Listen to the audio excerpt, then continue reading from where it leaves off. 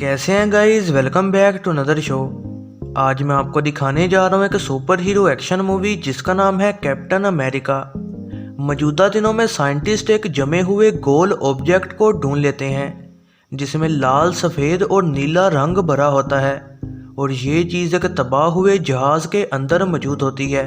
फिर दिखाया जाता है कि 1942 में नाजी ऑफिसर जोहेंस किम्ड और उसके आदमी टाउन्सबर्ग के गांव में एंटर होते हैं जो कि नॉर्वे में है जहां जर्मन्स का कब्जा है। वो एक क्यूब को ढूंढ लेते हैं जिसका नाम टेसरेक्ट है। इस चीज़ के अंदर किसी किस्म की अनजान और बेपनाह ताकत है। इसी दौरान न्यूयॉर्क शहर में स्टीव रॉजर को वर्ल्ड वार 2 की मिलिट्री में डालने की बजाय रिजेक्ट कर दिया जाता है क्योंकि उसे बहुत सी हेल्थ और फिजिकल प्रॉब्लम्स होती हैं। फिर वो एक मुस्तकबिल में आने वाली मशीनों को देखने का प्रोग्राम में जाता है जहां उसका दोस्त सार्जेंट जेम्स बकी बार्न्स भी उसके साथ होता है।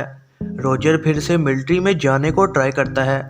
फिर रॉजर बार्न्स के साथ बात करना चाहता है कि वो जंग में मुल्क की मदद करना चाहता है और ये बात सुनकर डॉक्टर अब्राहम अर्स्किन उसे फौज में भर्ती कर लेता है। उसे एक साइंटिफिक रिजर्व में चूज किया गया है जो कि सुपर सोल्जर एक्सपेरिमेंट का हिस्सा है जिसे अर्स्किन, कर्नल चेस्टर फिलिप्स और उनके साथ ब्रिटिश एजेंट पैकी कार्टर चला रही होती है।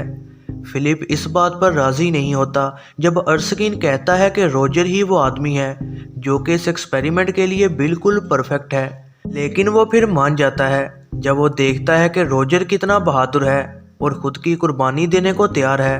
फिर इस ट्रीटमेंट से एक रात पहले अर्स्किन रॉजर को बताता है कि जोहन ने भी ऐसा ही एक्सपेरिमेंट खुद पर किया था, लेकिन वो एक्सपेरिमेंट बिल्कुल परफेक्ट नहीं था और इस वजह से उसे कई साइड इफ़ेक्ट्स हो गए। फिर यूरोप में जोहन और डॉक्टर अर्निम जोला वो टेसरेक्ट की पावर का इस्तेमाल करते हैं ताकि उनको हथियारों में इस्तेमाल कर सकें जो कि जोला ने बनाए हैं और ये हथियार दुनिया का रुख बदलने के लिए काफ़ी हैं। जोहन को अर्स्किन की लोकेशन का पता लग चुका होता है और वो एक कातिल को उसे मारने को भेजता है। फिर अमेरिका में अर्स्किन रॉजर को सुपर सोल्जर बनाने के लिए ट्रीटमेंट शुरू करता है और उसे एक ख़ास किस्म का पावरफुल सीरम लगा देता है और फिर वो उस पर वीटा रेज फेंकते हैं और इस तरह कमज़ोर रॉजर इस तजर्बे के बाद एक सुपर सोल्जर बनकर बाहर निकल आता है और उसकी पावर्स नॉर्मल इंसान से कहीं ज़्यादा होती हैं। जब रॉजर ताकतवर और मस्कुलर बनकर बाहर निकल आता है तो वहां मौजूद एक आदमी अर्स्किन पर हमला कर देता है। ये वही कातिल था जिसे जोहन ने भेजा था। इस कातिल का नाम हैंस क्रूगर था। रॉजर फिर क्रूगर का पीछा करता है लेकिन वो आदमी कुछ बताने की बजाय एक सायानाइड कैप्सूल खाकर खुदकुशी कर लेता है। अर्स्किन मर चुका होता है और सुपर सोल्जर फार्मूला भी अब उनके पास नहीं होता। फिर बाद में अमेरिकी सेनेटर रॉजर को एक कलरफुल कॉस्ट्यूम पहनाकर अवाम के सामने भेज देता है। वो उसे कैप्टन अमेरिका का नाम देते हैं ताकि इस तरह से वो अवाम से वॉर के लिए पैसे ले सकें और वो साइंटिस्ट को उसे स्टडी करने की इजाज़त नहीं देता। अगर इजाज़त मिल जाती तो शायद वो फार्मूला दोबारा ढूंढ सकते। फिर 1943 में वो इटली में कुछ सोल्जर्स के सामने परफॉर्म करने को जाता है और वहाँ रॉजर को पता लगता है कि बार्न्स की यूनिट MIA जोहन की फोर्सेस का मुकाबला कर रही थी और मारी गई। इस बात का यकीन ना होते कि बार्न्स मर चुका है, रॉजर कार्टर और हॉवर्ड स्टार्क जो कि एक इंजीनियर है उसकी मदद लेता है। वो रॉजर को दुश्मन के एरिया में पहुंचा देते हैं ताकि वो सबको वहां बचा सके। रॉजर चुपके से जोहन के डिफेंस में घुस जाता है। वो बार्न्स और कई और लोगों को बचा लेता है। फिर वो जोहन के सामने आता है और वो वहां अपना मास्क उतार देता है। मास्क उतारने के बाद उसका असल लाल चेहरा सबके सामने आता है और इसी चेहरे की वजह से उसे निकनेम रेड स्कल भी मिला था। जोहन भाग जाता है और रॉजर बचाए गए सोल्जर्स के साथ बेस पर वापस आ जाता है। रॉजर फिर बार्न्स और उसके कुछ साथियों को अपने साथ करता है और वो सब बाकी हाइड्रा बेसिस पर हमला करना शुरू कर देते हैं। स्टार्क रॉजर को एडवांस हथियार देता है जिसमें गोल्ड शील्ड भी होती है जो कि वाइब्रेनियम से बनाई गई है। ये एक नायाब एलिमेंट है जो कि कभी भी तबाह नहीं हो सकता। रॉजर और उसकी टीम कई हाइड्रा ऑपरेशंस को तबाह कर देती है। फिर टीम एक ट्रेन पर हमला करती है जिस पर जोला जा रहा होता है। रॉजर और जोन्स कामयाबी से जोला को पकड़ लेते हैं लेकिन बार्न्स ट्रेन से नीचे गिर जाता है।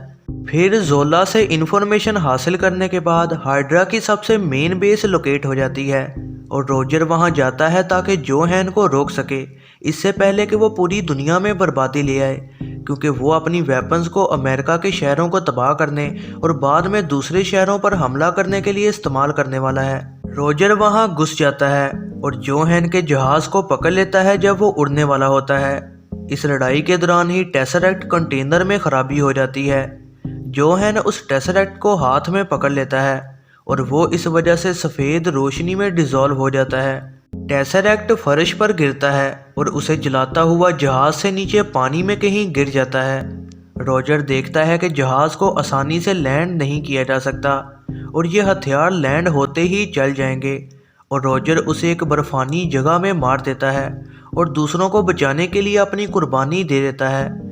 स्टार्क बाद में समुंदर में से टेसरेक्ट को हासिल कर लेता है, लेकिन वो रोजर और उस जहाज को कहीं भी लोकेट नहीं कर पाता और समझता है कि शायद रोजर मर चुका है। रोजर एक 1940 के स्टाइल के हॉस्पिटल में जागता है। रेडियो पर एक बेसबॉल गेम चल रही होती है, लेकिन उसे एहसास हो जाता है कि ये मैच उसने पहले भी सुना है।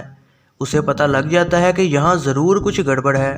वो वहाँ से भाग जाता है और ख़ुद को मौजूदा दिनों में पाता है, और वहाँ शील्ड डायरेक्टर निक फ्यूरी आकर उसे इन्फॉर्म करता है कि वो असल में पिछले 70 सालों से सो रहा था। फिर पोस्ट क्रेडिट सीन में निक फ्यूरी रोजर के लिए एक मिशन लेकर आता है और कहता है कि पूरी दुनिया खतरे में है। यह है जरनाब मूवीज़ रिव्यू। वीडियो पसंद आई हो तो लाइक ज़रूर कीजिएगा और ऐसी ही नई वीडियोस के लिए चैनल को सब्सक्राइब और बेल नोटिफिकेशन को ऑन करना ना भूलिएगा।